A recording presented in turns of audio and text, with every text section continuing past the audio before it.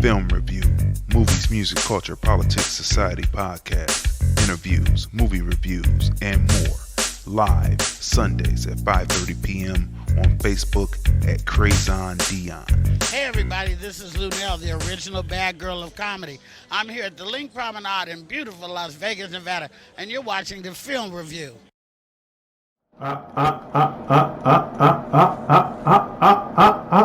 There we are, people.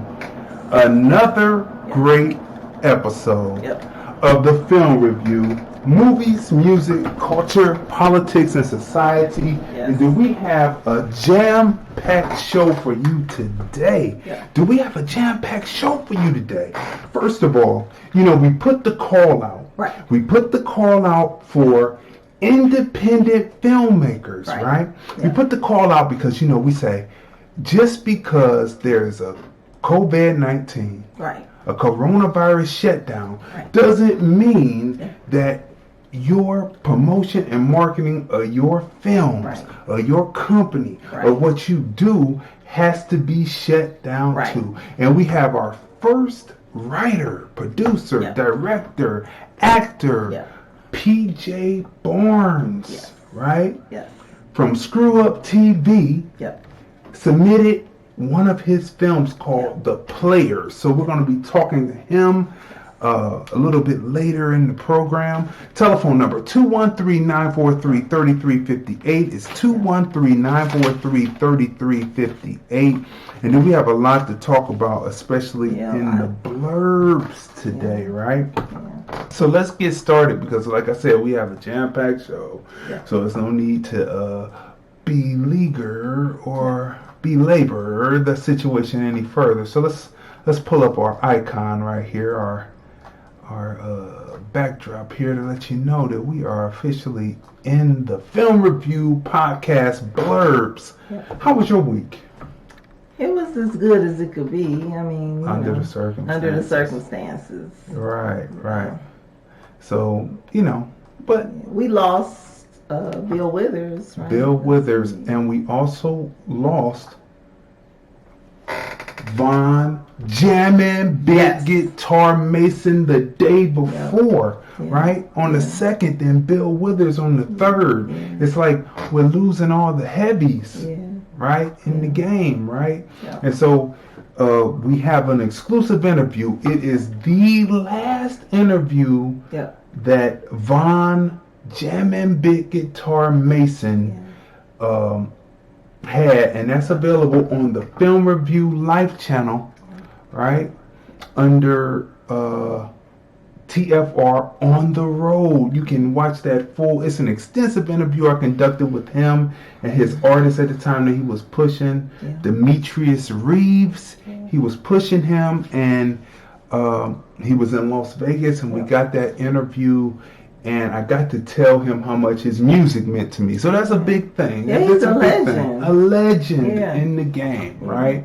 So, and he will surely be missed, but Bounce, Rock, Skate, Roll lives on. It's immortalized in movies and all kinds of shows.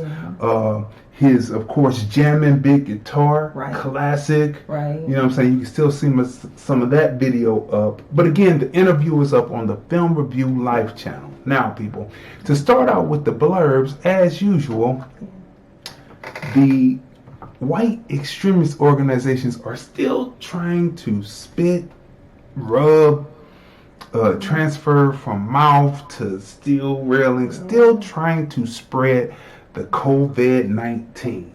And we want to say to watch out for that because they definitely want to spread this still. Did you see the video with the Asian woman? Now, we've talked about Asians and how they are honorary Aryans because they are next in line. Caucasians, Asians, Caucasoids, Asians, right? And so, did you see? She was in Walmart, I believe, and the black woman was filming her, and she was like, "Do you have to touch all of the laptops? Do you have to touch everyone?" The Asian woman, no. The Asian woman was going and touching every laptop and closing them down. She would touch the screen, touch the keys, and close the laptop down. So that's 3 places where she touched. So that means that someone would have to bring it back up. And, that was Stingray 131 sent it to me. Okay. As a DM for me to see it. But it came originally from Tariq Nasheed. Okay. Who, is covering this stuff out here, right? Right. So the honorary Aryans are out on their business. It would appear. How wicked is that? How wicked is it? To spread this virus. Why is it spreading? Because people are going on subways, and they're going on elevators, and they're spitting on keys, rubbing on elevator, and spitting on packages, delivering, and people are getting food delivered. It's really strange. It is.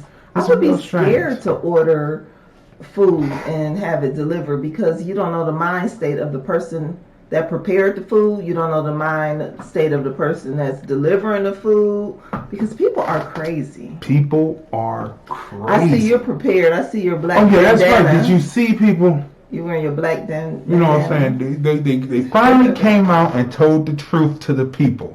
Right. So people, look, they say, wear a mask or some kind of cloth covering. So, Crazy D is the original mask wearer. Yeah. I've been wearing masks since we discovered something out here called desert fever in Las Vegas, right? Dust and everything. That's right, man. And the mask protected from it. So one season you have a cough, and it lasts from November until April. Yeah. But once I started wearing the mask, there were no more coughs where I would see other people would cough. And they would laugh, but they don't laugh anymore. And now they say, wear a bandana so the health officials can have it. Wear some kind of cloth, a scarf, a bandana, something like that, right? But of course we have masks because we were always prepared. But just in case they do run out, we do have the bandana, right? Some people are creative. I saw Pampers online. Oh yeah, I've seen someone wearing a maxi pad. Oh, okay. Because maxi pads have wings. It has wings. It'll block out the corona.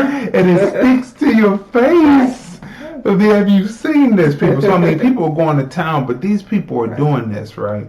And so, now, there's been something going on where they've been trying to, we just finished watching the briefing from the White House. And what the reporters have collectively done now is they are trying to do a divide and conquer, right? Because some people say that Trump is an egotist, et cetera, et cetera, et cetera. So they figure make Dr. Fauci and Dr.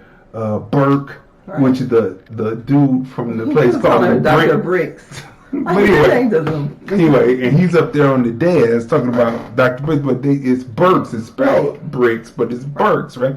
And so they're trying to do divide and conquer and try to give them a shot at it, give them a crack at it. They are your health professionals. Just little ill shit. But anyway, look, Dr. Fauci. So here's a picture of Dr. Fauci, right? Everyone has been talking about Dr. Fauci, Dr. Fauci, and Dr. Fauci is the person that should definitely be listened to because he knows what's happening more than anyone else. Well, guess what, people? Come to find out, back in October, the Chinese government knew that that this was transferring. The coronavirus was transferring person to person. Right. You don't have to take my word for it. Just do the research. All you have to do is just Google. You have a computer in your hand. All you have to do is Google, and some of the less than intelligible opinions that I see out there would be dispelled if you would just read and research. They would be dispelled, right? So anyhow, they were talking about, so they knew this, and then the World Health Organization put out a tweet saying that it wasn't necessarily that bad and it wasn't passing person to person because they got the information from China who said it wasn't passing person to person, but China knew back in October that it was passing person to person, right? So by December it got real bad. By January, what did we have? We had the Super Bowl. spread then. Right. February, we had the All-Star game. Right. It had a chance to spread to multiple people flying in from different places around the world. Right. A lot of people from China flying in. Right. Do we get this now, right? But information and fact, it doesn't matter where it comes from. Now, we will tell you all the time that we have never been and never will be Republican. Right? Never voted Republican. Always been Democrat. However, the talking heads on the television right now on the different channels are not telling you the truth. And it is sad to say that MSNBC, full of talking heads, CNN, full of talking heads. It was this one talking head that was over on the weekend. Black guy. They just hired in. It's like Chris Matthews went out, they brought a black guy in. Cool, that's reverse. That's okay. But this guy, Trump had just come from off of television saying that the hydrochloroquine, that's right, hydrochloroquine, a lot of patients who have lupus use that, and they seem to not be getting symptoms of the coronavirus. Now, we've talked about this, and I wrote a piece on my page on a certain social media site that doesn't want to be advertised because they said they don't need advertising, so we're not going to mention it here. But it's there, and you're seeing us here as well as YouTube, right? You're seeing us there as well as YouTube. But it goes on. They go on to say that I lost my train of thought there for a minute. I got to get it back. What's the last thing? We were talking about what the hydrochloric. That's right. So he sits up there, and he gets off, and he brings a doctor on, and he says, "I talked to some of the people at the Lupus Foundation, and they say that that people who have lupus are not immune to the drug." That's not what Trump said. That's not what he said. See, when you're home, like we said last week, and you're able to actually sit and actually watch the press conferences because you want to stay up on this COVID-19, right? So when you're sitting down and you're actually watching the press conference and you compare it to what the reporters who are, some of them are talking heads, right? And this particular one that you're talking about is completely a talking head because he did not report what had just been reported by the doctors. They say listen to the doctors and scientists, right? So we're listening, we're watching, and he's saying the total opposite, and he's turned it into like sensational news instead of bringing the real news. So you have to like bits and pieces. We talked about the other day how we'll learn a little bit from CNN, we'll learn, you learn a little bit from Fox, but I haven't learned anything from MSNBC, which is so disappointing because they spend time like bashing instead of bringing information. We are in the middle of a war, a pandemic that is killing people, and they're still on making Donald Trump a one-term president. That's cool. Stop the politics. To be about making Donald Trump a one-term president. But in this instance, you want him to win because there are a lot of lives on the line. A lot of lives on the line. So I mean, so it's just like, stop all of this politics and just let's get the medication. Let's save lives. Do what needs to be done. Stop all of this childish elementary back and forth. And report the real news. Stop playing games because it's too many people now across the world who are literally at home, right? Reading, right? As well as watching the different interviews. And we're able to compare the truth versus the shit that they're making up. It's crazy. Yeah, the hydrochloroquine is working on patients, and what they did today was the media was like, "Why are you pushing this?" Looking at Donald Trump. Okay, it's fine. Donald Trump is not the greatest president that ever lived, but we forget history, his story, and our story in this country. There have been many presidents. There have been presidents that are stumped down bigots and racists that would be out there with a hood on lynching too. We forget our history and the struggle and how we came through. And that's the main thing. But it's not about where truth comes from, because when truth hits, when you are able to discern what truth is, then you can listen and say, boom, that's true. Now, Fox News has a slant. You know, they're you could consider them racist, but then so is MSNBC, owned by Comcast, who Comcast went to go gut the 1866 Civil Rights Act, where we now have to prove 100% beyond a reasonable doubt that it is discrimination before you can even take a person to court. 1866, they did that with the Byron Allen. We talked about that. Go look at that on some of our other episodes. But we tried to warn you about it. So what's the difference? And let's not forget the reporter who made this stupid comment about Kobe. On MSNBC. So there's racism and then there's racism. There are bigots and then there are people who practice racism and take things away from black people. And this is what we're talking about. So in Fox News, Sean Hannity had a piece that I chopped up a little bit. So this is under fair use as we play this. This is under fair use.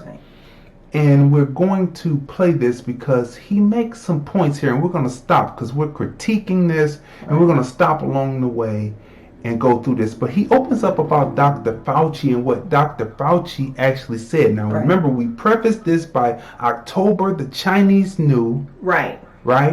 In November, the World Health Organization put out a tweet that said this was not threatening to America, it was not spreading.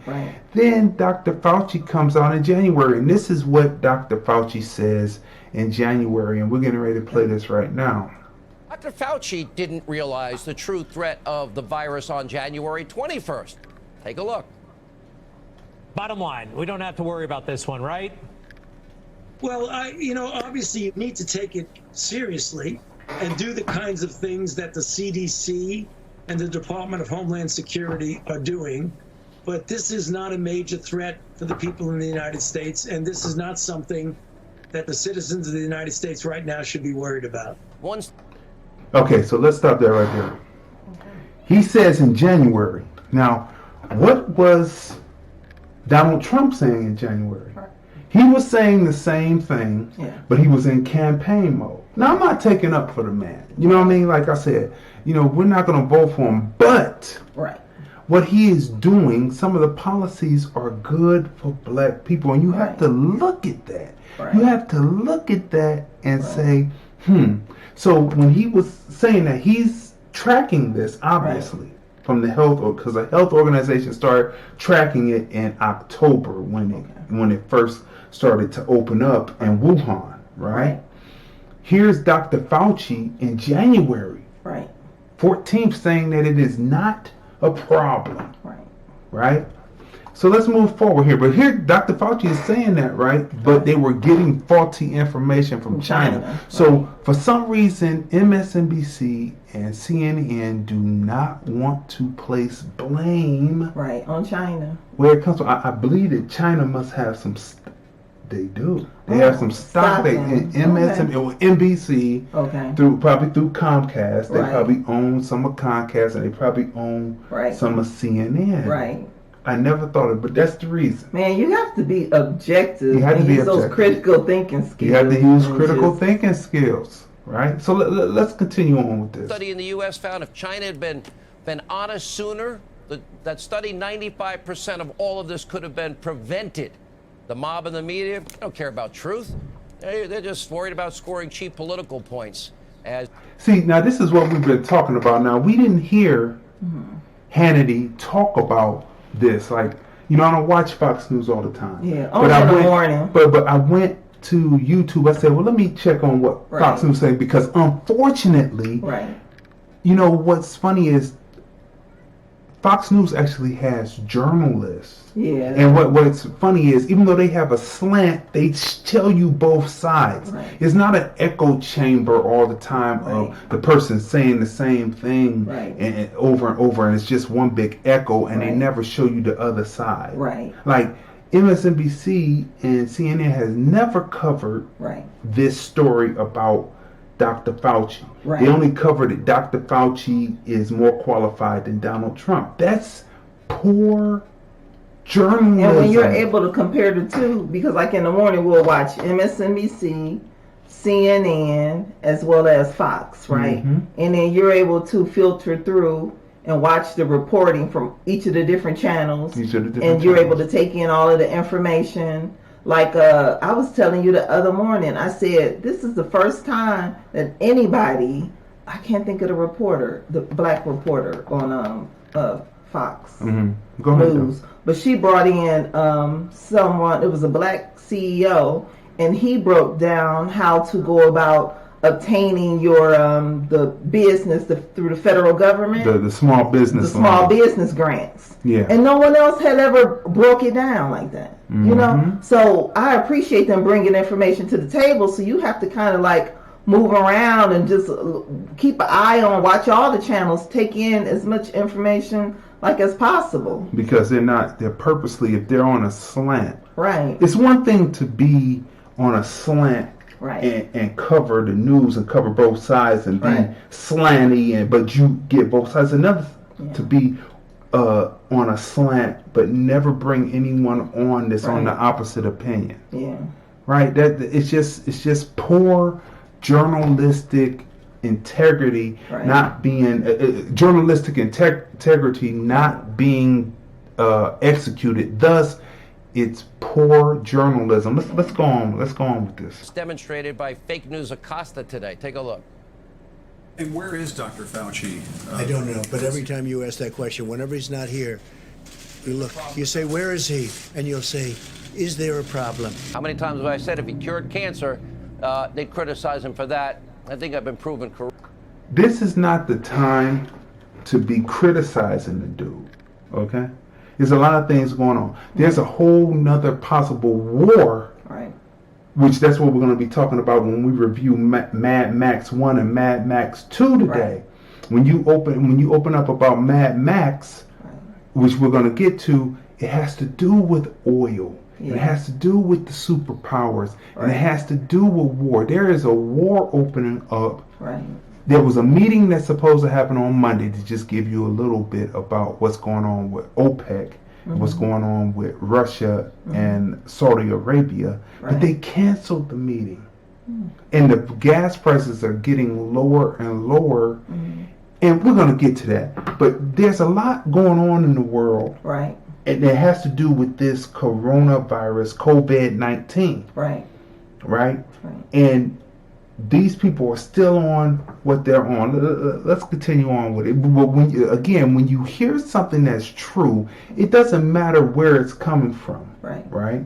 Because, again, unfortunately, they are covering it better. You're getting a fair and balanced, even though they're on a slant, you're getting a fair and balanced review. I'm seeing more black people on that station than I'm seeing on the others. Right? Correct, unfortunately. Joyless Behar tried to get California Governor Gavin Newsom to say bad things about the president.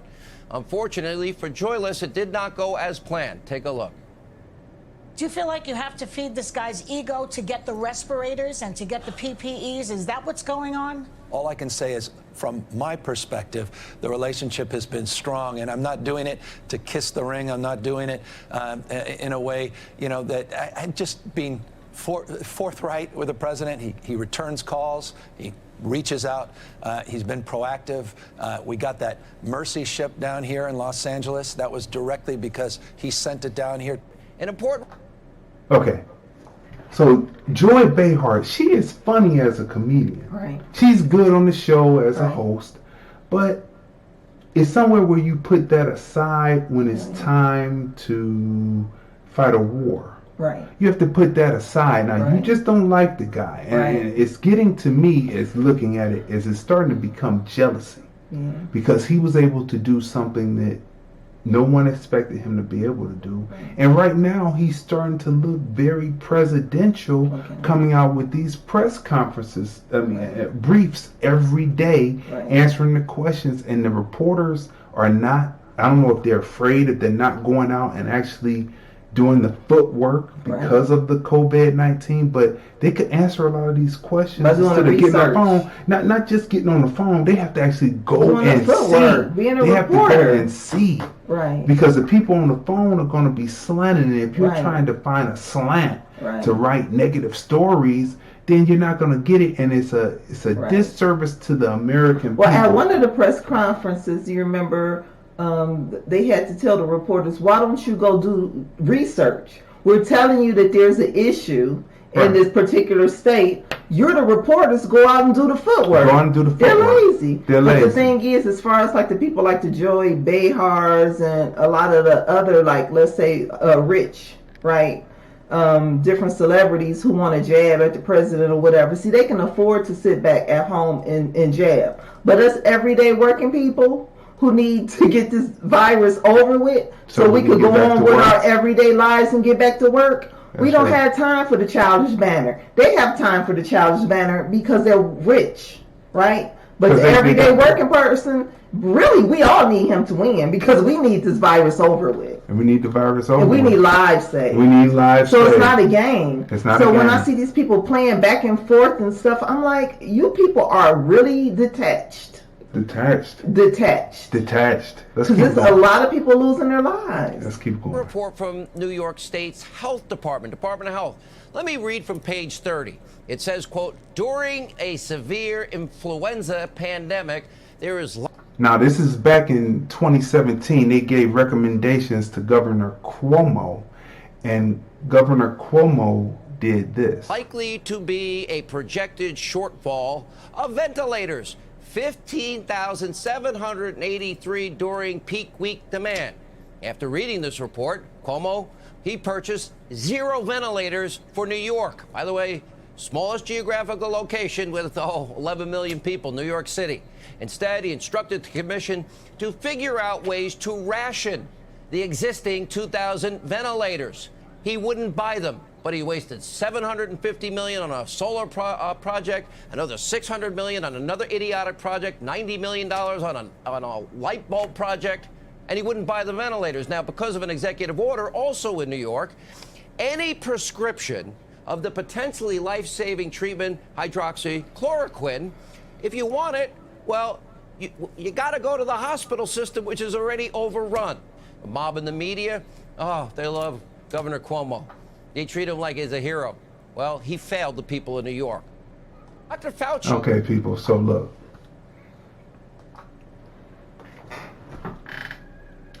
That's every time that Donald Trump tries to bring that up, the media is not covering it. They're not writing articles that here it was an opportunity for this man to have 15,000 ventilators. Right. He went on to something else. Right. He did something else with it. Right. My question is this. Okay. What good is all the green? What's up with all the green energy? Oh, that Nancy Pelosi pushed in the deal. Well, I said, but what's up with all the green energy if you're not here? If you can't even breathe. If you're not here, if you got a virus that's going on. Right. Now, check this out. Now, as you see, in Atlanta, Georgia, it's going down in the hospitals, and they're not covering this. You see, you have to make sure you have black images up when you represent for yourself. You see, you have to have the bandana, the mask, or something. But it's going down in Atlanta. The hospitals, people are dying in the hospitals, and they are not showing this on the news. If it wasn't for Yvette Cornell dropping it and actually playing the audio on it, we wouldn't even know that this is going on. But get your mask, people. Practice the distancing. Listen, if you want to know what will happen in the future, possibly, all you have to do is just read history. All you have to just say is the 1917, 1918 pandemic. What happened? How long did it last? The pandemic lasted from January 1918 to December of 1920. That's 2 years. What have we been telling you up here about what they said? They said first the 15 days because they knew the 45 days was going to be on top of us from the models from other countries. Right. So we're now now they're saying stay at home for 30 days so that maybe the 15 days can be lighter and we might be able to get over this. Right. But pretty much a pandemic, if you look at the last one that was 100 years ago, lasts for 2 years. And that's what most of the scientists are saying, 18 months. And we broke that down and why. And gradually that information starts to come out. They start to figure it out for the people. But when you take geography, you understand what's happening in the southern and the northern hemisphere. We talked about that last week. Go back and listen to that episode. We told you about that, right? So it could possibly be 2 years to clean everything out. Can you survive for 2 years, right? Which brings us now to, uniquely brings us to our guest of the evening. Let me bring this down. The guest on the film review, taking in the opportunity to be on during what we call the coronavirus Dr. Fauci shutdown, didn't realize the the new true normal. Let me cut that off. The shutdown, the new normal. Reviewing independent filmmakers, directors, writers, and their films, right? Because why? Because we don't believe that your promotion and marketing has to stop because there's a shutdown. You can still go forward. You can still push. You can still make it happen. Right? And this is what we're about. So let me give you a brief introduction to the person that's coming on. P.J. Barnes is coming on. He is an actor, director, writer, producer. In the game, from a very young age, P.J. Barnes first hit the stage in middle school, right? But before middle school, as a youngster, he would entertain his family members, right? A lot of people stand up in front of their family, sing, dance, act out scenes, and the old people say, "Go ahead there, boy, you gonna be something someday, boy, we see it," right? So he got the acting bug young as a young adolescent, right? And then as he went through in middle school, he got on stage and caught the acting bug for real. In high school, he choreographed Footloose, which was the spring musical at that time, right? So he went from acting into choreography, right? And if you remember the movie Footloose, that's not easy choreography to do. You have to have some technical skill, and then you're dealing with an ensemble cast that has to move in unison and not bump into each other when they're doing the high flip. Anyway, right. Screwed Up TV was formed with college buddy Keith Wellborn while P.J. Barnes was in college. He's gone on to produce multiple films such as Run, House of Healing, The Players, which we are reviewing this evening, and he has one called Short Bus TV. Now, if you haven't had a chance to check out Screwed Up TV, he will have you laughing. Even in the middle of this COVID-19 situation, the timing, the comedic timing on this is just incredible. So people, without further ado, and without waiting any further, people, who we have coming on now, ladies and gentlemen. The first, he can put this down in his laurels. He is the first to take the opportunity to submit his film to the coronavirus shutdown, the new normal interview and film review segment on the Film Review Movies, Music, Culture, Politics, Society podcast. Ladies and gentlemen, On the line is no other than P.J. Barnes. P.J., are you there? Hey, what's going on? Yes, sir. Hey, what's going on with How y'all doing? Good. Definitely appreciate you. Doing all right? Definitely appreciate you being the first. Yes. How's it feel being the first? Right, man, it feels good, man. You know, I didn't know I was the first until a few minutes ago, but I'll take it. You know, number one, I'll take any silver linings I can get out of this whole situation, man. I appreciate it. Oh yeah. Okay, so let's start here because I gave the brief bio on you, right? And people can read more on your IMDb page, right? And then, of course, in the end, we're going to have you tell how they can get in contact with you at the end of the interview. But first off, what's happening? Absolutely. What's happening in North Carolina right now with the COVID-19? What do the streets look like? What are the people doing? Are they staying true to the 30 days, or are people kind of loose with it? What's going on? Yeah, well, one thing for certain, man, is the streets are dead. It's a lot of places are definitely closed down. North Carolina is part of the South, man, and this is like the least kind that the South has been. Everybody's like staying away from each other, and usually everybody used to hugging each other and getting upon each other and handshaking and having long conversations. And I've been out like a few times, you know, just to get groceries here and there, man. But it's like it's like what I assume. A lot of what the world is looking like right now. A lot of dead streets, a lot of people with masks, nobody even really conversating too much with each other. You know, it's definitely interesting, man. It's weird how, like the other day, I was moving some stuff into an office and I had a bandana on the whole time, and I was like, man, a week ago people would have been looking at me crazy if I had this bandana moving computers out of an office. You know, like now it's like nobody bats an eye or anything.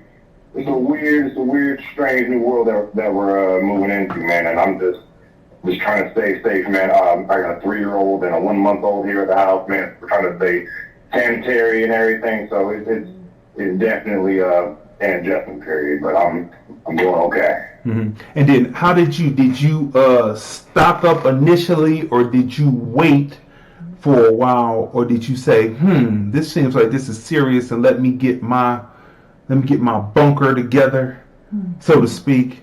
And yeah, so I mean, I think when it first started happening, I think I feel like most of the country didn't take it as serious, you know, because being in America, man, we're not used to anything crazy happening to us. You know, we're only used to hearing stuff on the news. So I mean, I think even like back in January, like when we first started hearing stuff about it. It was like there were a few corona jokes here and there, like I hope they don't all come back to life and be zombies. And 3 months later, you know, it's here. And so I mean, I didn't necessarily stock up immediately because I mean, whenever I buy toilet paper, I buy enough for a month or two. You know, like 12, 24 rolls of toilet paper. So we were pretty good. My parents lived down here too, and so we finally ran out of toilet paper like maybe last week, and I just took a 5-minute trip up the street to my parents' house and got some toilet paper, came back home, you know, but I mean, before I took that 5-minute trip, I checked around the stores, man, and there was none anywhere. I mean, I can't imagine who's sitting there with 400 rolls of toilet paper in the house. You know, I don't know what they're going to do with that. Wow. So because you're into sci-fi, and I guess sci-fi kind of breeds into. Because if you watched, what was that, World War Z, that's kind of sci-fi-ish and zombie situation going on. So it kind of branches into sci-fi horror. Are you looking at the streets in North Carolina and saying, if I could just get some people together, we could make a cold zombie movie that could come from out of nowhere? Man. Yes, sir. Oh, come on, man. Like, in fact, I think that first... So Mecklenburg County is where I'm at in Charlotte, man. They were on. We started lockdown maybe 3 weeks ago, and I think maybe like that first day after, a few people kind of got out there and tried to shoot a few things. Because I mean, as a filmmaker, man, anywhere you look, all you see is sex. So I mean, I'm like, there's no other time that the streets are going to be this deserted. So we got to do something. I did one small little project with a buddy of mine, and then after that, it became a little touristy. I was more so upset because currently working on another feature film that we wanted to shoot in April, but due to this whole thing, we kind of had to pull back a bit, and now we have to wait until this all blows over to kind of get that back up and running. But definitely. Like I look outside and I see like 8 different movies happening at one time. I'm like, man, let me just get out there with a mask on so we can do this. Yeah. So in normal life, 3 weeks ago, seems like an eternity now, but 3 weeks ago, what's the life of an independent filmmaker like for the upcoming filmmakers coming up, the youth that are coming up? What can you tell them? What are some of the steps you have to do? But what's the daily life when you wake up in the morning, you're looking at this script? What do you go through?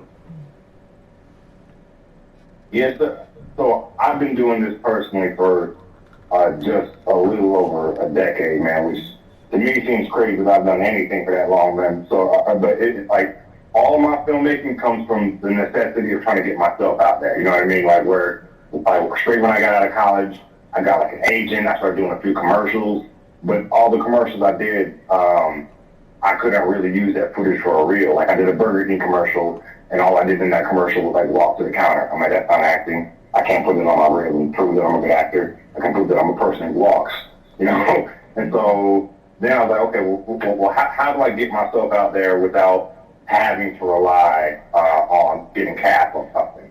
And I've been, writing since I was a kid. I've been kind of putting on my own shows. So I think a lot of my success has come from me just willing stuff into existence, or not being afraid to take a risk, and learning along the way. So when we shot our first thing back in high school or even college, I was thinking, okay, well, pick up a camera and start shooting. Realize, okay, we probably need a solid script so we can cut it together. Cool, let's get a script together, and now let's shoot it.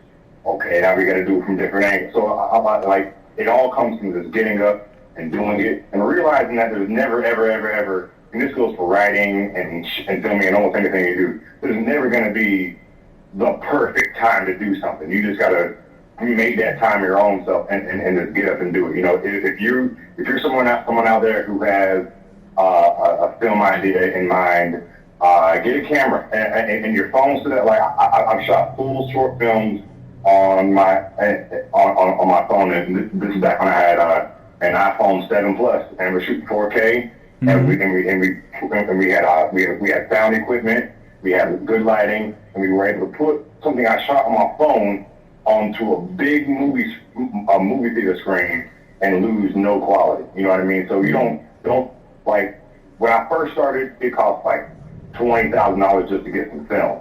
You know what I mean? Now you got digital, you got everything. So there's not the excuse there was back then to not do it. It's all about getting up and starting to film.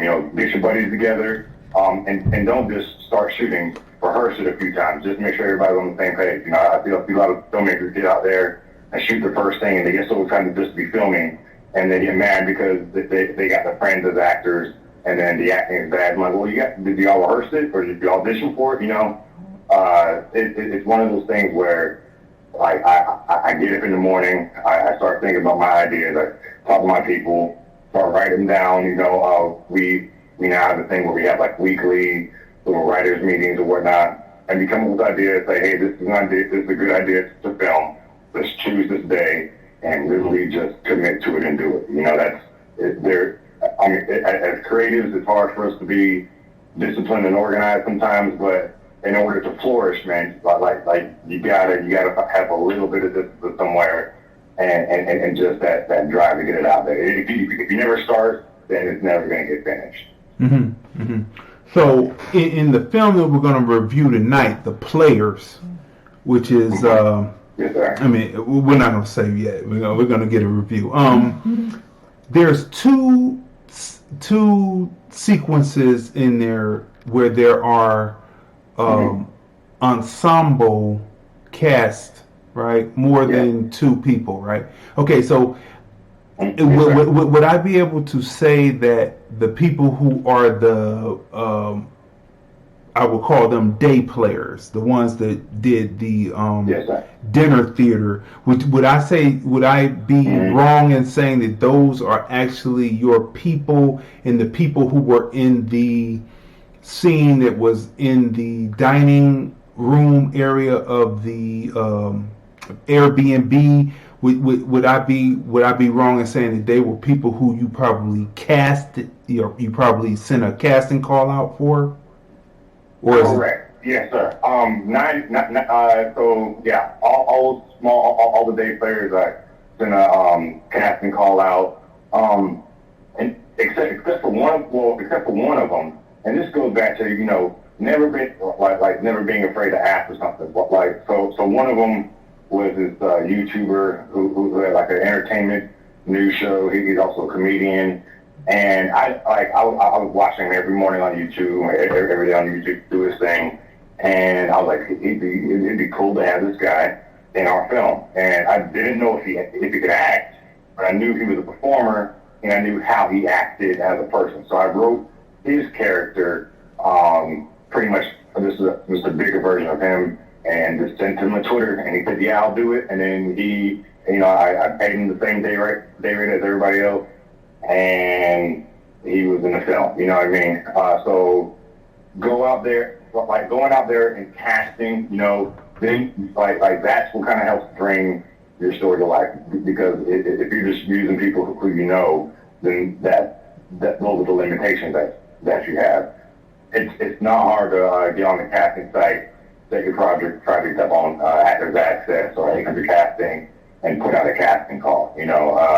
A lot of things I think that holds people back is the lack of knowledge to get out there. It's easy for you to get your film onto an iTunes or a Netflix or an Amazon or anything. It's not that hard to get your film in front of people in theaters as long as you know the proper channels. So I did a casting call for all the roles who I didn't personally know. Obviously, when making it, the two leads, me and Keith, we knew who we wanted to be. Mm-hmm. And I think for the players, that was it actually. I think everybody else, we sent out a casting call for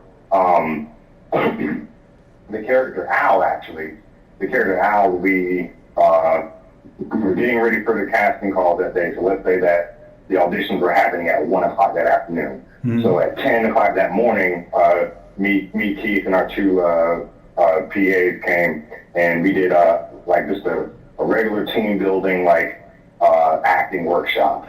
And the person who was leading that workshop, we were like, man, this guy looks like he'd be a really good Al. So we've already set up these auditions. Let's respect those guys. So we went to the auditions, did all the Al auditions, and then realized, that guy from this morning, that's our Al. And so we went back to him and pitched it to him, and then he chose to take the role, and that little theater space that we were in is his own personal theater, so that we were able to get that location as well. No, okay, that's real good. But let me tell you, I could tell some of the scenes in the cutting that you cut it real well. But the scenes with the people who were supposed to be the ones who were your team, you and your brother's team in the film, it seemed so natural. It seemed like they were there, and then I guess it must have been then tension, the build-up tension within the dining room scene, and then that was the built-up tension. Sir. But so, what is your 5-year future plan? What are you looking 5 years out to be doing?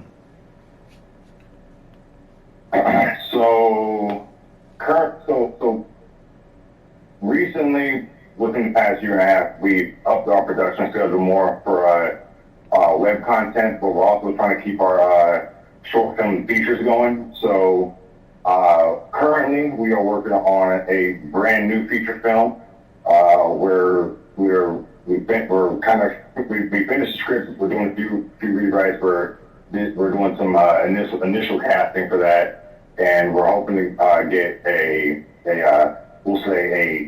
B-level actor, a B-level actor, which would hopefully bring a name to our film and help us give us more movies. But 5 years from now, I'll be in our studios producing our web series, our sketch comedy, and be constantly working on a bigger project. So I have a few different crews where I want to get to the point where they're able to work on a sketch without me being there, work on a web series without necessarily me being there, so I can work on more so the business aspect, which is on one side, getting these features and short films out.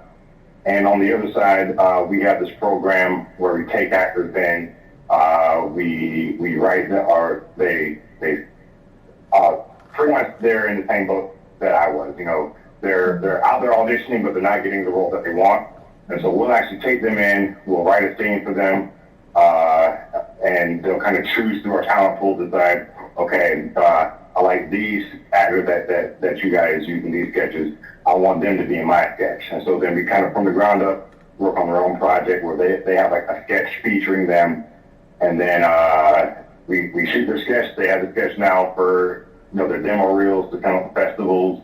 And once they participate in our program, they get added to the talent pool where the next person comes along and maybe if they choose them for their project, they not only get some more footage, but then they actually get to make a little bit of money. So we're in the middle of trying to get the business model in line as far as bringing in actors and helping them get demo reels and sketches to help them further their career. As long as on our side we're trying to stay creative and create content, be it sketch comedy, web series, short film, or feature. Well, I can tell you in this film right here, the players, the metaphor in it is strong. We're going to talk about that. I don't want to get that away right now, but I'm going to tell you that the cinematography and the use of film grammar that you have, beautifully done. The pull out from your brother in the film when he's doing the first audition in front of the big agent that your conspirator has set up, and they pull out from him and they pull and expose the room and show who's what. Beautifully done storytelling, the angles, beautifully done, the lighting, beautifully done. The script. The script. Yeah, great writing, really witty. There's a twist in it, and and it's the comedy in it. Yeah. So for people who have not seen Screw Up TV, tell them where they can find your movies, find you, everything. Give them all your social media so they can look you up and they can get in contact with you. Absolutely. And let me say this before you get it. I said all that to let people know that you definitely need to get in contact with PJ at Plymouth Barnes, right?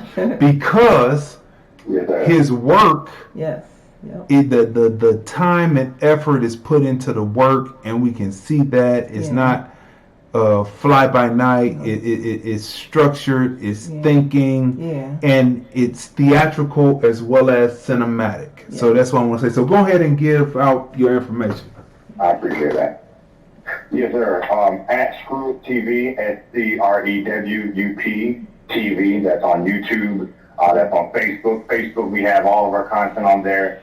We have the players on there. We've been dropping all of our content, especially more recently, due to everything going on, due to people kind of being stuck inside. So certain projects that we had taken on the festival run a while ago, we're now pulling them back off the docket and then releasing it to the public. So Screw Up TV on Facebook, follow us on Instagram, Screw Up TV. We have content 4 or 5 times a week, whether it's music, we do Music Mondays, we do Dad Joke Tuesdays. I'm really about the arts and supporting the arts. So we have different people coming in and showcasing. But yeah, Screw Up TV, Instagram, Facebook, Twitter, and YouTube. And again, this whole thing we plan on having pretty much nonstop content. We'll work on 2 sketches tomorrow. Get it this week. One hopefully on Wednesday, and the other one hopefully on Saturday. But yeah, Screw Up TV. Look for the red hand. Mm-hmm. And so they can contact you there, or do you have an email or a IG handle? Email us, screwuptv@gmail.com. Again, screwuptv@gmail.com. And all of our handles are @screwuptv. Okay, spell the email for them, just in case they're not getting the pronunciation of the word. Yeah, go ahead. Screwuptv@gmail. That is SCREWPTV@gmail.com. That's it. All right, so we're getting ready to move on to the next part of this segment, and we're going to review your film. So stay tuned in, because we're going to break it down. Because we break down films, and we appreciate you, man, because you are putting together some very entertaining productions. Like I happened to look at the sketch you did where you were using people in different places, telling the news. I mean, I was just cracking my side. I said, yeah, this guy, he has it, right? So we're going to let you go, but we appreciate you. And you can put this in your laurels as being the first on the film review to take part in the coronavirus shutdown, the new normal interview and movie review segment on the film review. And most definitely. I appreciate you guys so much. And we will talk again, most definitely. Most definitely. You guys be easy, stay safe out there, and I appreciate this opportunity. Thank you. You too. Thank you. All right. All right, people. So that was P.J. Barnes, right? Screwed Up TV. Yes.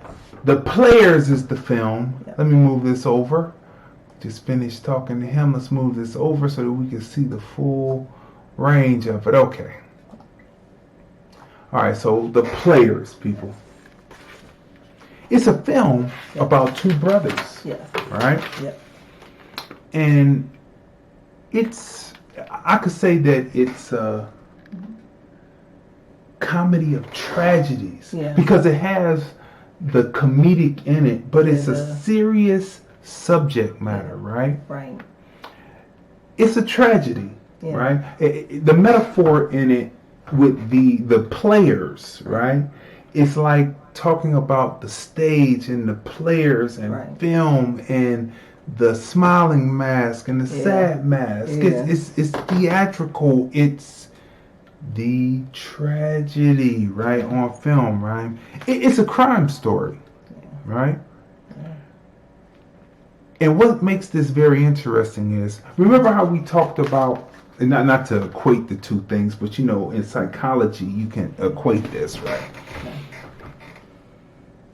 R. Kelly, when you listen to his 12-play album, there's something where he talks about, they were 14 and they used to laugh at me. But they don't laugh anymore. Ha ha. They don't laugh anymore. And you find out that R. Kelly somehow stuck in the 14-year-old's mind. Right. So thus who he went to talk to were young girls, because his mind was stuck back to when they wouldn't give him any play. Right. This is serious stuff. People deal with that type of thing, right? Right. So it's the same thing, not the same subject matter, but it's the same thing. It has to do because the two brothers are avenging, taking revenge against the man who abused their mother. Right. They saw this abuse as children. Right. And this is when I say that it's from the mentality of children.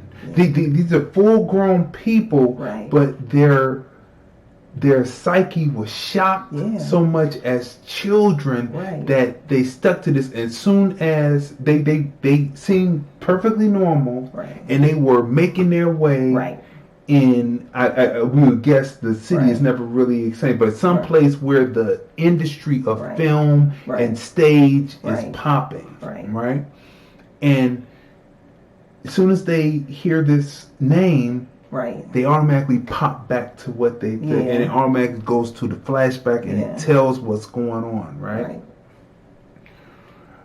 And this is what it is. So even though they're successful grown men, they were planning their way. As soon as they saw this name, it switches and it changes their whole direction in life. Yeah, because not giving a film away, but they have a pattern, and they get their hustle on, and they get that money. You have to watch the film, right? That's right. So, but like you said, when this situation comes into play, it goes from just like, instead of getting that big money, it turns into something totally different. And there's a big twist in it. Right. There's a couple of twists in it because there's romance. A good American film, like European films don't necessarily have to have romance in them. Right. But a good American film, somewhere there becomes a love interest, and the way that the love interest is connected into the story is twisting this story up so much, and then there's a major twist, and then there's a climactic ending that you will not forget. And this is what we love about the film. It's not predictable at all. It's all types of twists and turns, and it's just well written, and it's very witty, and we were cracking up in different parts of the film. Now, the cinematography, the camera angles, the film grammar, the way that they tell the story, because like we've told you before, people, there's the script, and then there's the way that the director and the cinematographer will take the script and choose the lenses and the angles that they're going to use to be able to tell a story. Filmmaking is more than just setting up a camera and doing a wide and a close-up. It's angles. It's showing the emotion of the person. A good angle can tell the emotion of the person before they even deliver the line. Are they dominant? Are they recessive? Are they straight on with what they're talking about? Are they devious about what they're talking about? Is the world cracked, or is it still normal? So it's all these different things that are told in film. This film has that film grammar. It does, because the cinematography makes you become invested in the characters. Like you feel like you know them. Like, watching this film, you can see like the chemistry. Like, these are brothers who really care about each other, right? And so, I mean, like you said, the cinematography, you're invested. And it shows loyalty. It shows loyalty. And the scene that we talked about, where it's not a zoom out, it was a pull out. So I don't know if a dolly was used or a steady cam, but it's a pull out to adjust to a static shot. So as the person is talking, it starts in on him, head and shoulders, and then it starts to pull out, and you see where he's at in the stage. Then you see as the camera tracks over, it tracks back, and then it pans over to show him on the stage, and who's actually listen to him. That's great film grammar, great movement of camera, the relationship that is built, the romantic relationship, how they're first building using a close-in angle in the bump. But you see the wide room, and then you see the bump that happens, and it's a close-in angle. Everything is telling a story, so it's not just setting up a camera. So that's real good. That's what we looked for. What we look for in film. And the script, like we said, it was witty. It was just like well written. I mean, you understood everything, like from beginning to end. Actually, there wasn't a slow period in the film. No. We talk about that. The pacing is good. The pacing is good because we're going to break down how it's structured in a second, but they are actually, as they derange down, they're actually psychopathic in a way. But I would say more sociopathic. Well, that kind of sneaks up on you. Yeah, it does. That's why I mean it's just well written, because it's just like little pockets of everything. Witty, just witty, just right. And then it's humorous, and then it's just full of emotions, because I don't want to give the movie away. You have to see the movie. film, but I mean, the players, it's just, right. it's just full of like emotions. It's like original. It's scenes. originality too. It's very, like the day players that were in it in the one scene where I thought that maybe they were people who he had worked with before. Right. The banter back and forth. Right. Just seemed as if it was natural, as if they had been there for years. So that's in a relationship with their mother, like I was saying, like you can feel it, the emotion. They love their mom, and then you watch the film. It's a great film because you not giving it away, but you kind of see why they did what they did. You know, and it's there's twist within twist within twist because you don't expect. Things to happen the way they happen, and so that's why it's a great film to watch. And on top of that, they have a drone shot. They have a God shot in it. Out of all the film grammar and the various angles that they utilize, they have a God shot in it, people.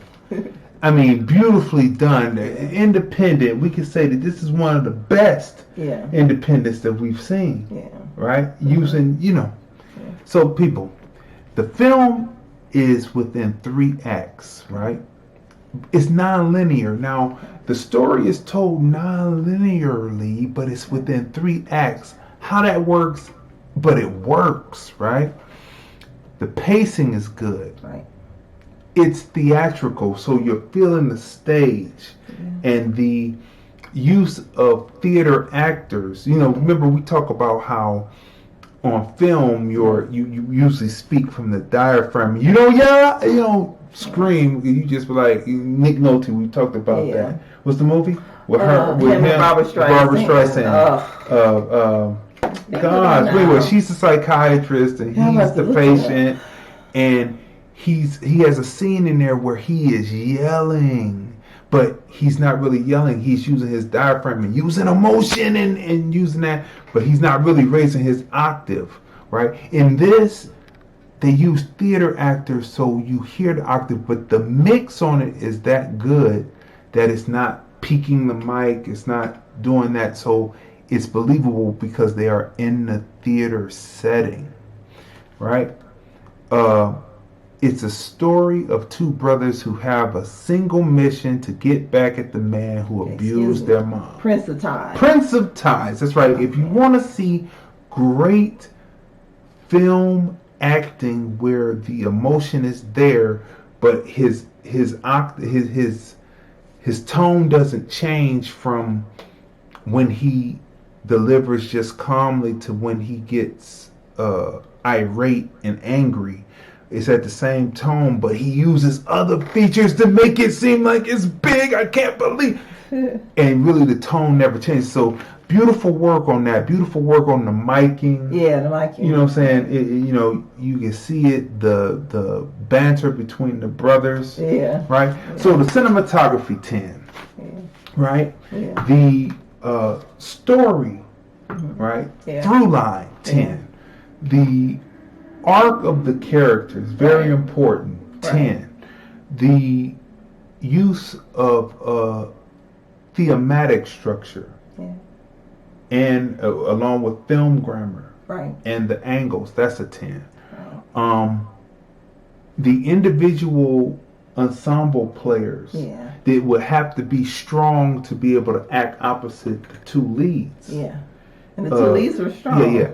10, right? Right. I mean, all together. So what would you rate the players? I mean, I would rate it a 10 also, for everything you said. And then, like I said, I love the relationship between, like, the brothers. I mean, it was, like, relatable. Like you said, the banner. Like, it reminded me of, like, my guy cousins and stuff, in the relationship amongst, like, the brothers and the cousins. And, I mean, it was real, and the cinematography. Oh, we didn't talk about the music also. Oh, yeah, the music. Go ahead. Yeah, so we love the music also. The music was well placed in each scene, the costume and design, just everything. We talked about the couple, the romance, the scene. I mean, that was realistic. You know, especially like how they met. That's, you know, so how they met and how the relation grew. And then you'll see the film because I thought about the relationship. Like at the end of the, you know, I thought about the relationship because you'll see in the film the couple, they're good together, but because of the circumstances, you know. So I mean, it was just a great film, well done, you know, well written. It was a great film, and you definitely have to see it. So, you know, I'm giving it a 10. Yeah, what's crazy about it is it shows loyalty between brothers. Yeah, it does. Right? Yeah. And because nothing came between them. Yeah, and you figure, you say, is this gonna do it? Right. And it comes to find out that all the way through, you know, they come through with it. Yeah. Right? So my rating, so you rated it as 10. Yes. Oh, let's see. I did 10, 10, 10, 10, 10. I guess that comes up to an average of 10. Yes, people. So the players right here, people, make sure that you see this. When they drop it out for you to see, make sure that you play it. It should be going up on a certain social media site that don't want advertisements, so we don't advertise. It should be going there. Should be up on YouTube, which we are simulcasting right now on YouTube, on Blog Talk, and that certain social media site. We are on it right now. But for me, for everything that we said about this film, this is a great film to be the first film, because we do not hold back punches. Yeah, because I've given films a 3 before. I mean, but you have to be honest. So this is a great one to open up with, to be the first to be on the coronavirus shutdown, the new normal interview, director, writer, actor interview, movie review on the film review, movies, music, culture, politics, and society. And how you're able to do it, you just send your secure screener. You can secure it on YouTube, you can secure it on Vimeo, or if you have another site that you can send the link, we will be able to look at your film securely. You won't have to worry about it being bootleg, because that's not what we do around here. And we will review your film.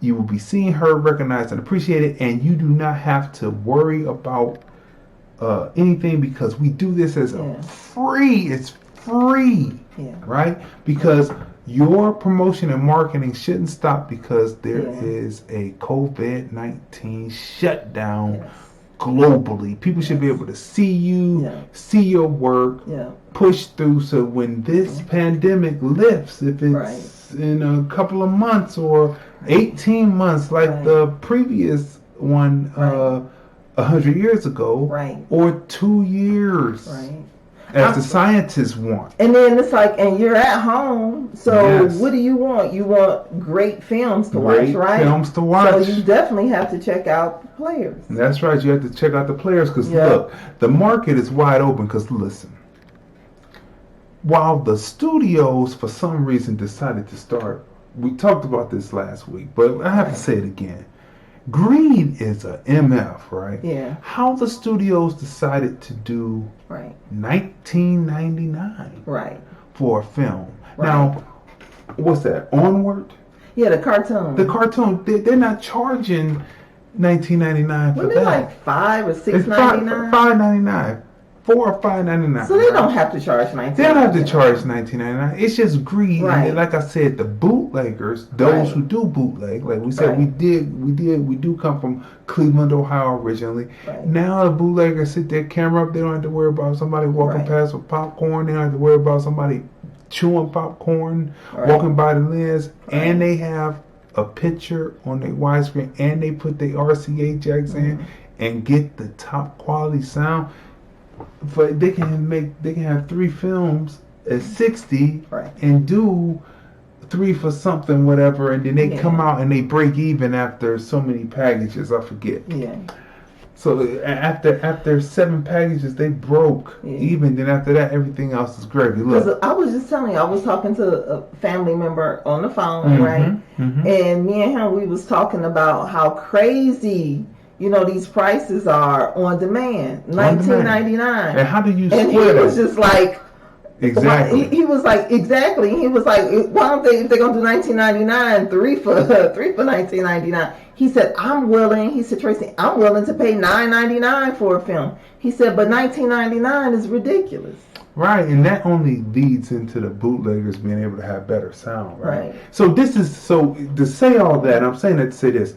This is an open market for you to be seen, heard, recognized, and appreciated. Right. An opportunity to get your film pushed out there Right. beyond the studio system, because the studio system is down. There's no one going to the theaters right now, so how are they going to do something more on the internet than what you do, and you've been on the internet? How are they going to just come in and have everything and then charge big money for things that people aren't going to pay that much for? I'm upset because they're taking advantage of people in this situation, because there are many people who are not working. Who you see it on the news every day. They talk about the unemployment, the high unemployment numbers, right? Mm-hmm. And then so people, we need our food for gas and for food. We need money for food. Right. That's what we need our money for, food and gas, right? Mm-hmm. So why would you go up in the prices? Because prior to this COVID-19 thing, I swear, I don't remember movies on demand for $19.99. No, I think it was like $19.99 to own it, maybe. No. But not to rent it. It wasn't even that much. It was like $14 or something. No. But to rent it definitely wasn't $19.99. So I think less than that, $5. I think. I think it's just wicked to take advantage of people like this. I think it's the long game. I keep on saying it's not getting $19.99, getting 100,000 people at $19.99. It's getting 1 million people at $2.99. That's the big game. Right? That's $3 million. I don't know. Because most people are like, forget it. They'll watch their Netflix and Hulu. Yeah. So. Because you get. Anyway, we talked about that last week, so go back and talk about that. But anyway, people, now we are moving. That's why they have to go out and see players. So make sure, people, that you take. If you're a filmmaker or you know a filmmaker, pass this information on. Make sure that they submit to the film review, movies, music, culture, politics, and society. Podcast live stream. We're on all of the various podcast providers, over 19 different podcast providers. We're there: Apple, iHeart, Spotify, Google Play, you name it, we're on it. Right? So that means you're seen, and we're seen in over 41 countries right now, because we've been putting the work in.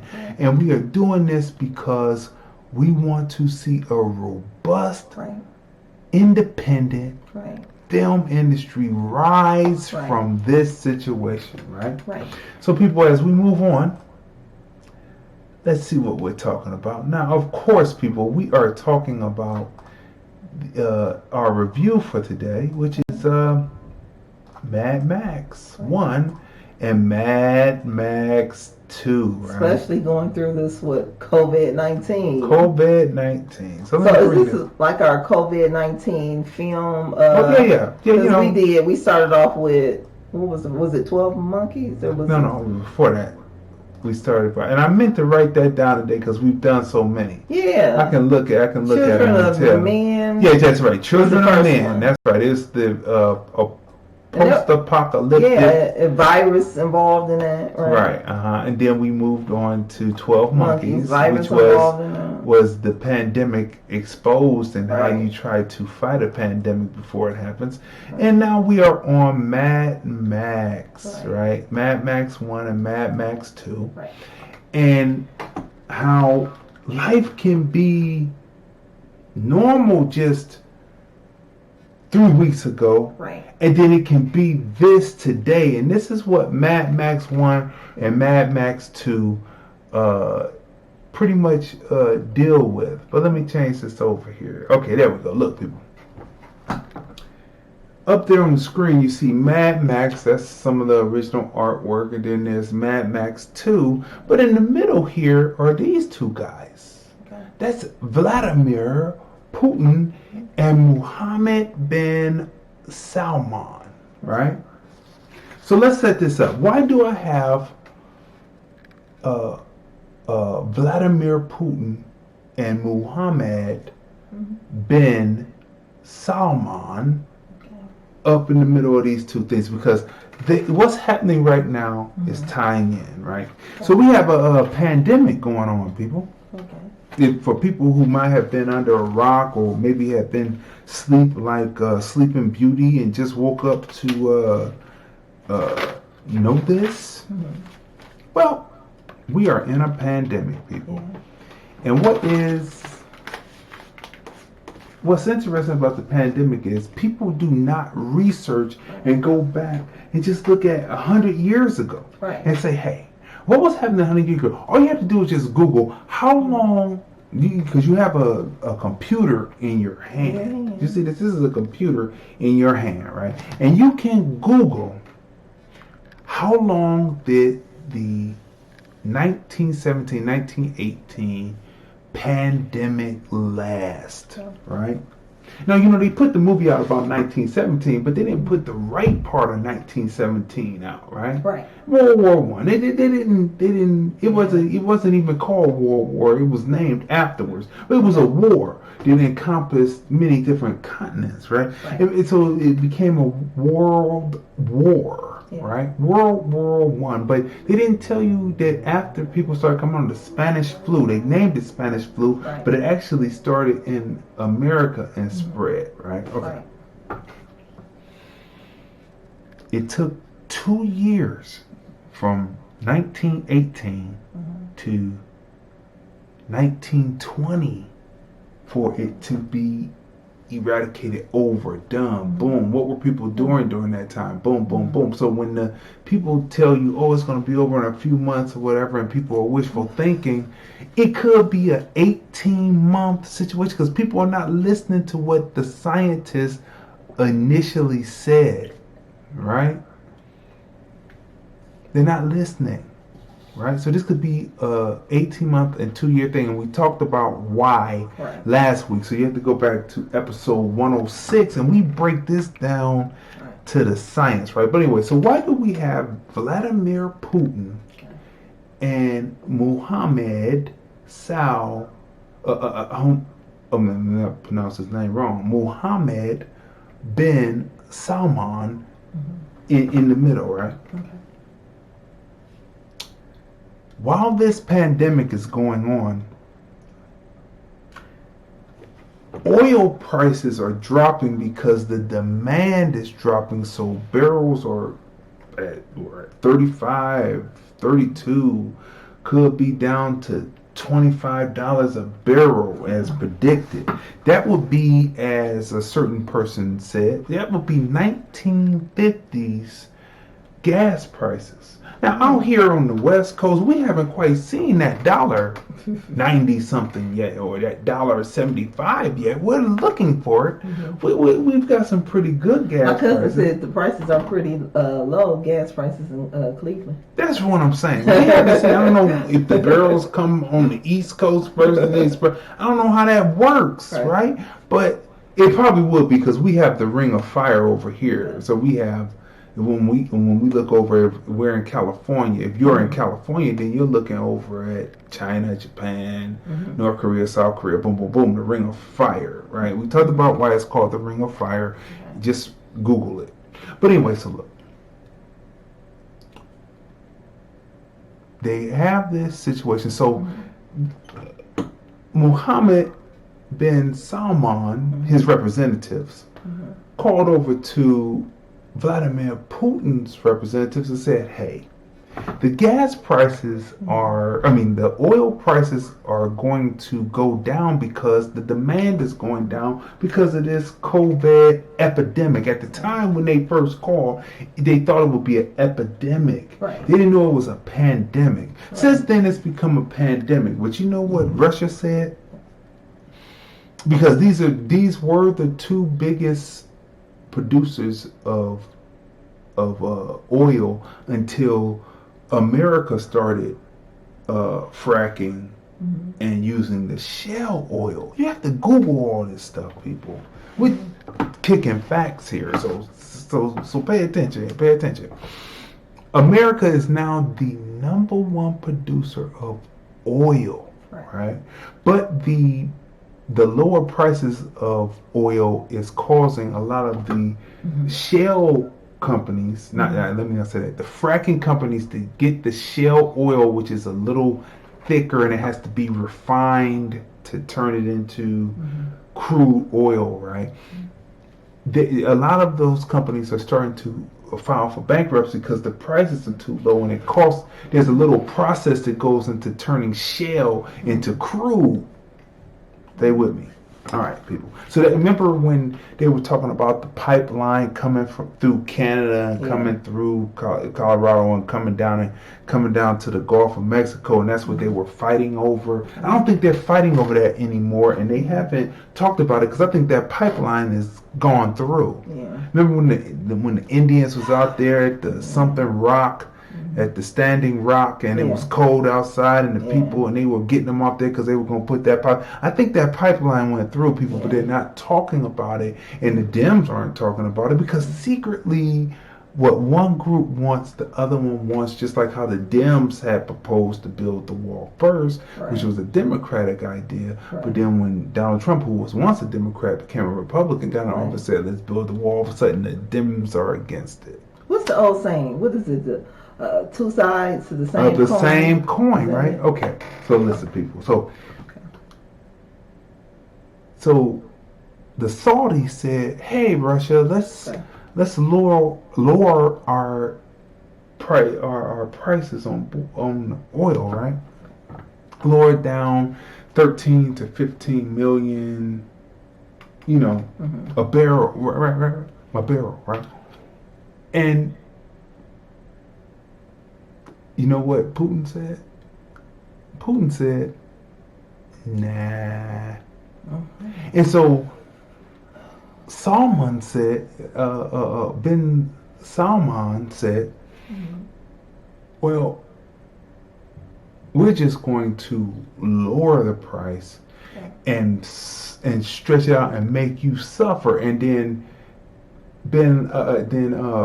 Vladimir's people said, F you, Saudi Arabia, because we have rainy day funds and we can stretch this out and we don't need to deal with you and you'll be the one that's hurt. Now, Trump, in the meanwhile, is saying on the press conference when they talk about, because they may put tariffs on their oil to balance out the price, to bring the price back up so that the companies in America won't suffer and won't be going through. So it won't be a move to help necessarily them because they don't want to help themselves. Because like he said, they're hurting themselves, right? So they said no. And so this is the whole thing. So each one of them are lowering the oil and making it lower and lower. So they have stockpiles. Now listen, when stockpiles happen and then you have steel barrels or you have a tanker out in the ocean with oil in it, when stockpiles happen, isn't that when leaks happen? And then when leaks happen, then there becomes a shortage. And this is where Mad Max and Mad Max 2 comes in. Right. Mad Max 1 is 3 weeks ago. Oh, let's go back as I tell this story. Mad Max is 2017. We have a new president in office, and there has been an uptick in Aryan Nation violence. And the enforcers and the enforcers and the trackers who are on the freeways, who would be state troopers, have to put down these renegades who are just driving up and down the freeway system freely, causing all kinds of potential damage with other cars. And they're putting, this is Mad Max. Mad Max, they are patrolling open freeways. This is based in Australia, but let's just keep it here in America. And so they see an uptick in Aryan Nation, and they're doing all kinds of stuff. They're doing robbing and stealing, reckless driving, raping, they're doing it all, right? And so Mad Max, being a person who is an interceptor,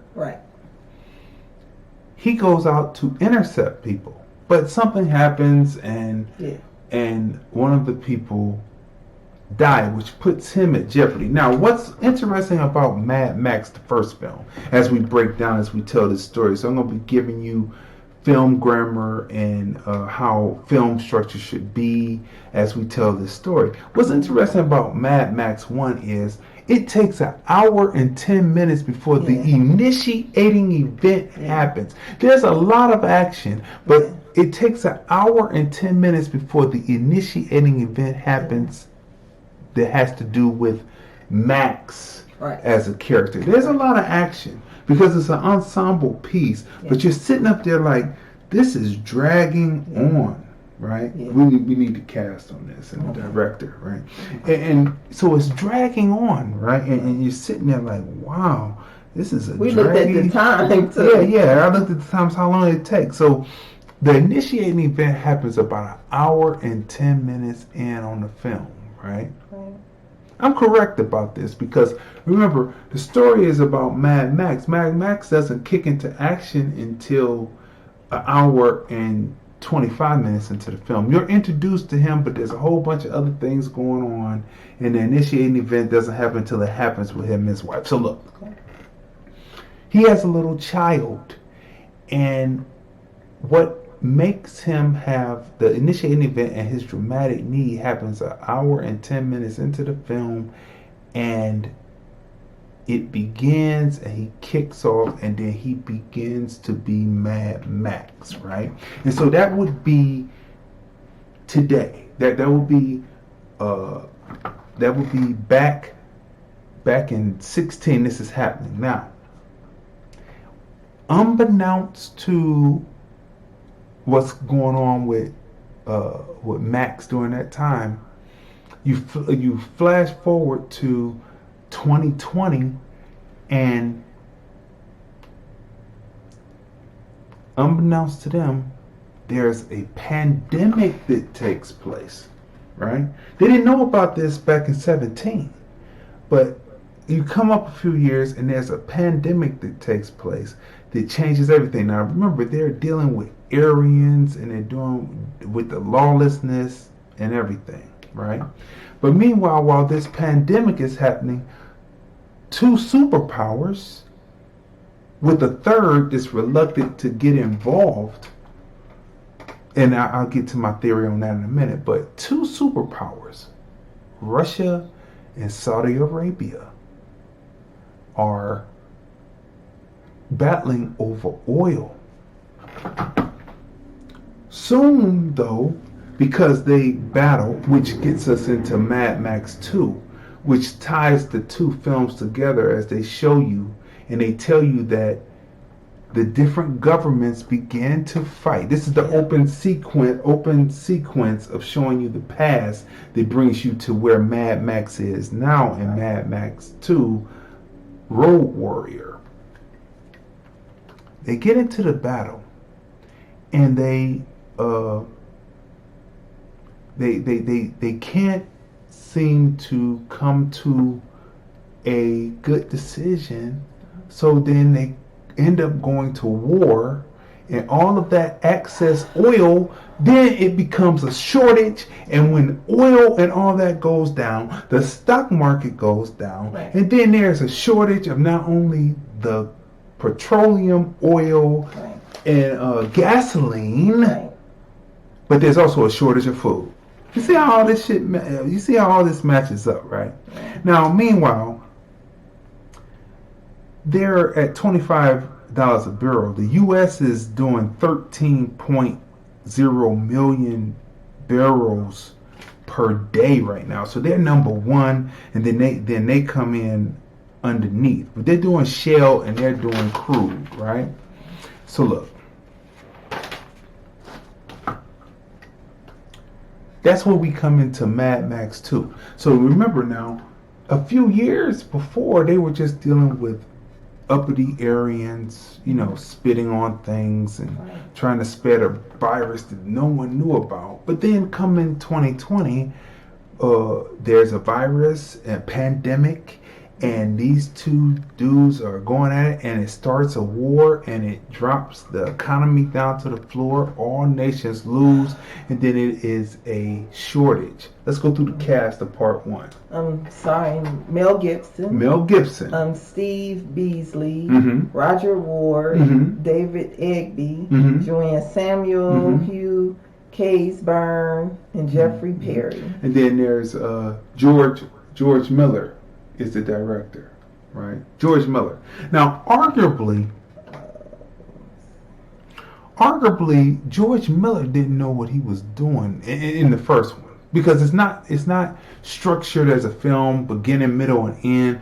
It's a long stretch of setup. It sets up. Usually, a film is supposed to set up and open up and get the dramatic need and the initiating event, then the dramatic need within the 10 to 15 minutes. This is an hour and 10 minutes before Mad Max. You see Mad Max, but Mad Max doesn't become a character that is actually going after anything until about an hour and 10 minutes in. So arguably George Miller didn't really understand film structure, right? How it's supposed to be laid out. But you know what? Because it did so well, he gets a chance to do number 2. How many of us get a chance to do number 2? He got to shit again. Because he was piss poor over here. But he got to shit again over here. And when you look up the Mad Maxes, they don't even include Mad Max 1. They do Mad Max 2, then they do 3 Thunderdome, and then they do the reboot, which is Glory Road, which he's not even in it. Mad Max the character is there, but that's a totally different actor, right? And it's kind of more like Women's Lib, and the woman is in there fighting it and winning. But anyway, so that's another story for another time. That was his first film, and he really didn't know, but he redeems himself in Mad Max 2, right? Right. Okay, so Mad Max 2, Road Warrior, or as we used to call it, when it was packaged here in the United States, it was just packaged as Road Warrior. And somewhere real small was Mad Max, but we knew it as Road Warrior. Okay, so look. Now, Mad Max is no longer, because of the fallout and the war and the shortage of food and the shortage of oil, petroleum, and gasoline, there's a shortage of it. So people are fighting to keep the ability to travel up and down the roads. So the Aryans have gotten worse. There are people who are mutated because obviously the pandemic and maybe some nuclear action happening. There are people who are misfits, freaks, deformed people, and what are they doing?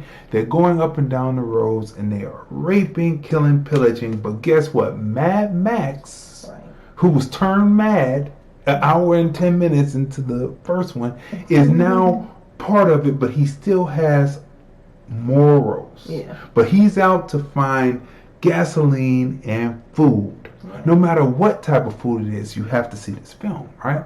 So there's raping, pillaging, murdering, and there is a place that is a refinery in the middle of the desert that somehow they had struck oil, and they're trying to get this oil to a promised land. Kind of like if you've seen Glory Road, it's kind of like the remake of it, right? It's kind of like a reboot of it, and they tell that story and not the original Mad Max, but they tell 2. But anyway, look. So they're trying to find this. And what happens is Mad Max then is brought in, which we're not going to tell the story because we want you to see this film. But pretty much this is what's happening because these two guys, they get into a war over oil, but then they get into a war that causes this dystopian after destruction,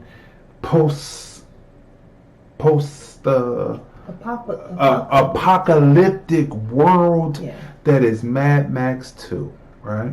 So the Aryans doing up. They probably mutated themselves from the virus they were trying to spread themselves.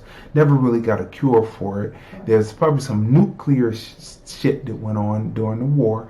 And here he is having to fight this, still have some morals, but he's out on the road doing the same things, basically, that the criminal element is doing, except for he has a moral compass. Right. And he still helps people. Yeah. So this is where Mad Max comes in, right? So we've been going through these different weeks and talking about the different films. We talked about Children of Men. Right. Right. Right. About a pandemic that caused women to be barren. Yeah. And there was only 50 years left of life because no people could have children. Right. Then we go on and we talk about 12 monkeys. Right. And then we come on and we talk about Mad Max, right? Is that right? Or are we missing one? I don't think we're missing one. So, and then we come and talk about Mad Max 1 and Mad Max 2. And these films show you how to survive in situations that have to do with pandemics and utopian post-apocalyptic worlds, right? And so, watch this film. So, Mad Max 1, the writing of the script, I got to get at a 2. It took too long. Oh, for what? It took too long because it's not in the structure, right? It was long, but it wasn't bad. Just when he gets to doing what he's doing, the film cuts off and it's running in the credits, and you're like, that's it? That's why we said we have to see 2 because we didn't get enough from 1. This dude runs over someone that you love.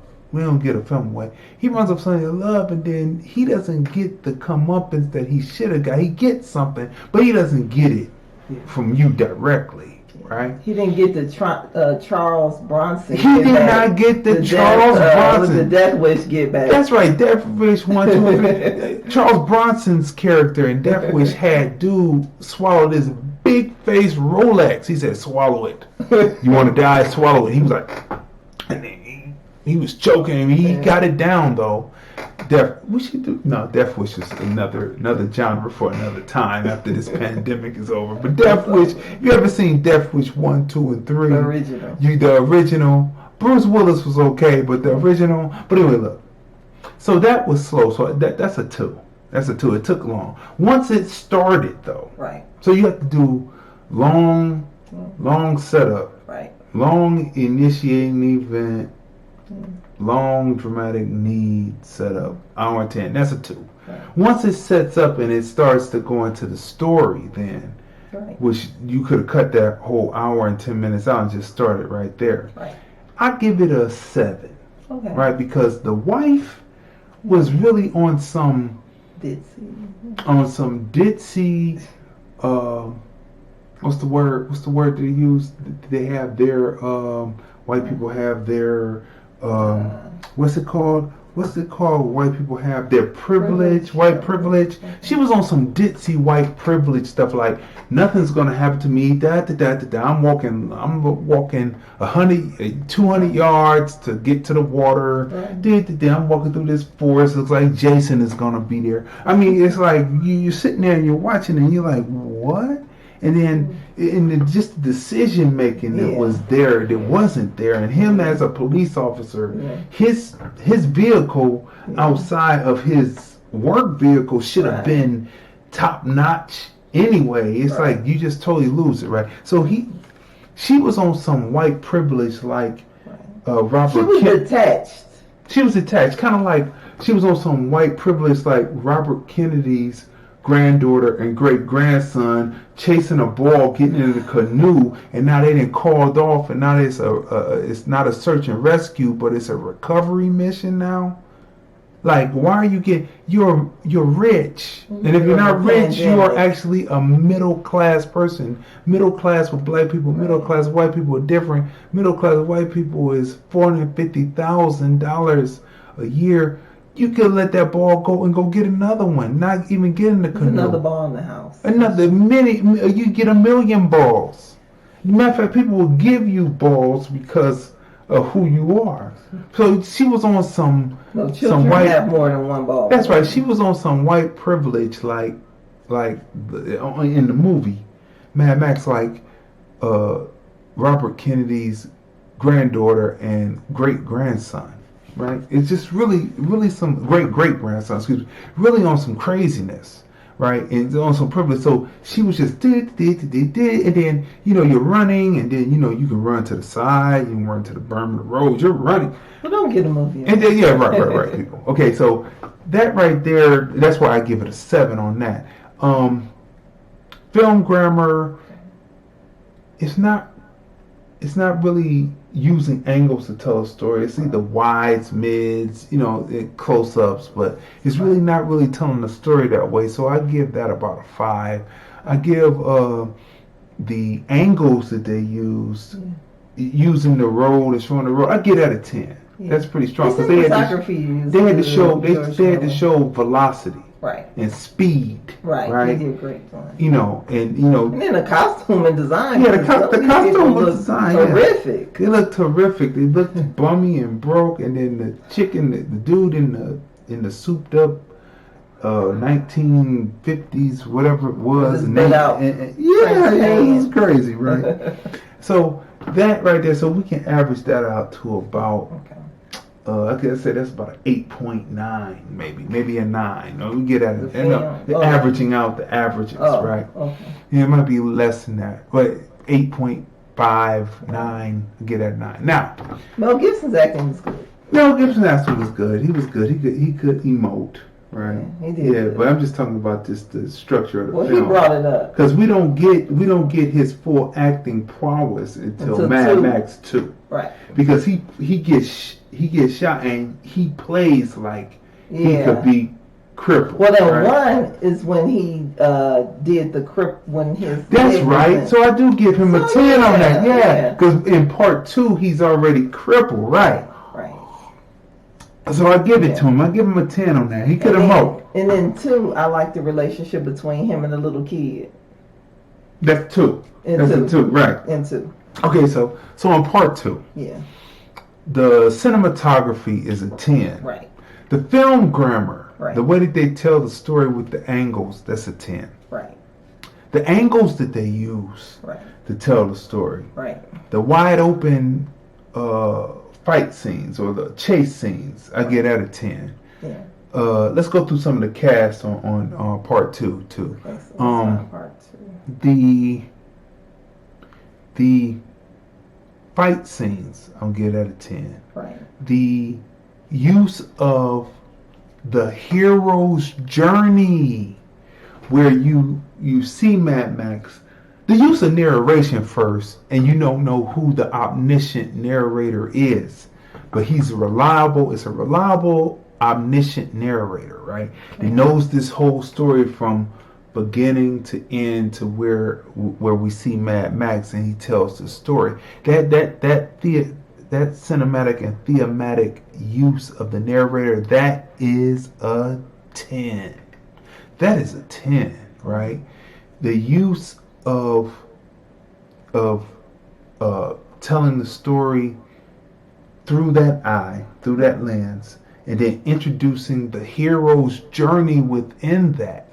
The hero's journey usually starts out, the person is one way, and then they arc, because Mad Max does arc, because at the beginning of the film, he's about himself and his dog. Right. By the end of the film, he's about righting a wrong. Yeah. So he does arc. And in between time of him being one way, he's introduced to new friends that will go on this journey with him, and he's also introduced to villains. Yeah. So it's definitely and his adversary, right? So he is definitely introduced, and it moves through on the hero's journey to the end. So that's beautifully done, right? Yeah. So I give George Miller his props for upping his game as a filmmaker. So let's go through some of the cast. Okay, let's see. In part 2, again, Mel Gibson, Bruce Spence.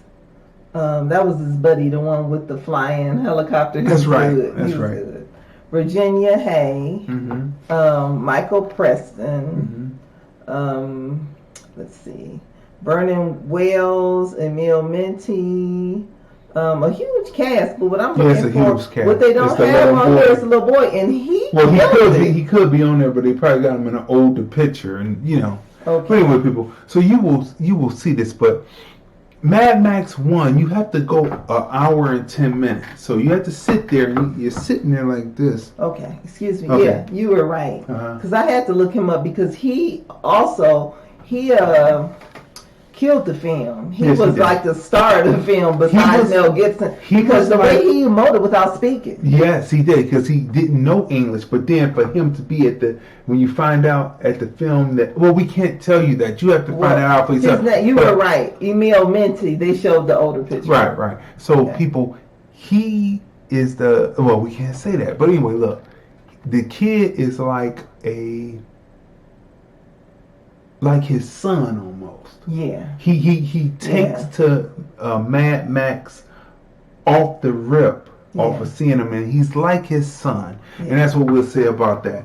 But the film, so that right there, you have to go through a long 10 minutes. By the time you get to Mad Max 2, and then you get to Mad Max 3, Thunderdome, George Miller has his storytelling game down in script, right? So it's very important. So part 2 starts off from the rip with action. It goes there, introduces you to the characters in the first 10 minutes. You get his initiating event. Next 5 minutes, you get the dramatic need, and then you go on from there. And then the movie pushes through a hero's journey, and it has an omniscient narrator. Beautifully done. Right. Cinematography 10. Right. Story through line 10. Right. Arc of characters 10. Reintroducing Mad Max with the opening sequence that tells the story of how we got from Mad Max 1 in 2016 to past 2020 and 2029. Right? How we get there 10. Yeah. The wardrobing 10, the special effects 10, the use of showing velocity and speed on the road scenes 10, the stunts 10, the fight scenes 10,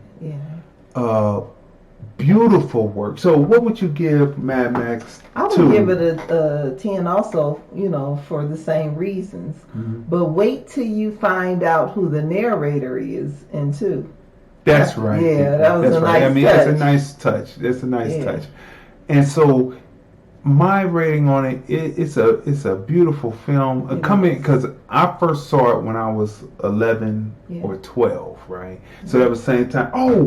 We reviewed last week. We reviewed Escape from New York. We sure did. So that's the 4 movies. These are the 5 movies so far within this post Escape from New York. In this pandemic era that we're in. The 5 films that we say right now that you should watch to get some information on what's gonna happen. Or what hopefully. Children of Men. Right. What did we say second? We said Children of Men. Children of Men. Oh wow! 12 Monkeys. 12 Monkeys. Right. Escape from New York, especially what's happening in New York, right? And then we have Mad Max 1 and Mad Max 2. Road Warrior. The Road Warrior. Well, people. Today, what did they say? They said that the deaths are coming down. Starting to see, a decline, right, in the number of deaths. So people, good. This has been a robust episode of the film review. Movies, music, culture, politics, and society, right? We are the husband and wife team. I'm Crazy D. I'm Tracey. And we review movies, music, culture, politics, and society. And we are more than ecstatic. And we thank you for tuning in to the 107th episode of the Film Review, where we bring you information and knowledge on not only film, but movies, music, culture, politics, and society. And then also, like we said earlier, check out The Player. And thank you to the player.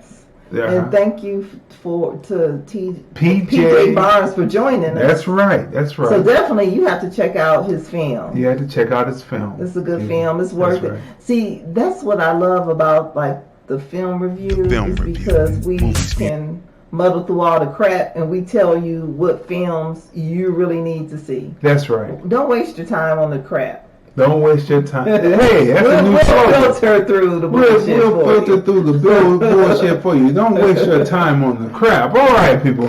So that is Maxine Waters say, reclaim my time. Reclaiming my time. Sometimes when you go to the theater, you're like, I got to reclaim my time on this. All right, people. So we are out for another week. We appreciate you, and we will see you next time on the Film Review.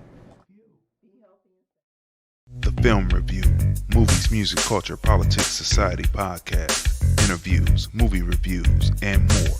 Live Sundays at 5:30 p.m. on Facebook at Crazon Dion. Hey everybody, this is Lunell, the original bad girl of comedy. I'm here at the Link Promenade in beautiful Las Vegas, Nevada, and you're watching the Film Review.